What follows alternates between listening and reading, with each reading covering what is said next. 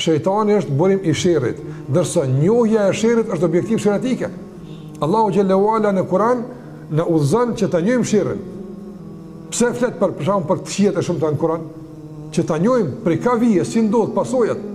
Prandaj Allahu te barë shkallën Kur'an, "Wa kadhalika nufassilu al-ayat", ne kështu i shkoqitim ajetet, u asërojmë të vërtetën, "Wali tastabina sabilul mujrimin", dhe që të bëhet e qartë rruga e kriminalëve, rruga e keqbërësve. Prandaj Allahu thotë, "Wali tastabin", që të bëhet e qartë, që do thotë kjo nuk kupton se synimi dhe qëllimi i ajeteve, i shkoqitjes, i argumenteve është të njëjtë e vërtetë, është e vërtetë, por edhe të njëjtë e keqja dhe sherri.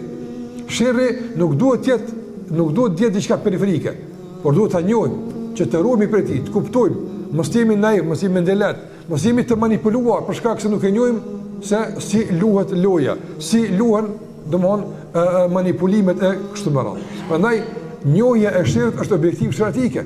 Shtati synon na vetëdijson për të keqen, që trumi pesaj. E nëse është deri këtë nivel sherri, e burimi i sherrit në çfarë niveli është, padyshim se është edhe kjo objektiv shëratik.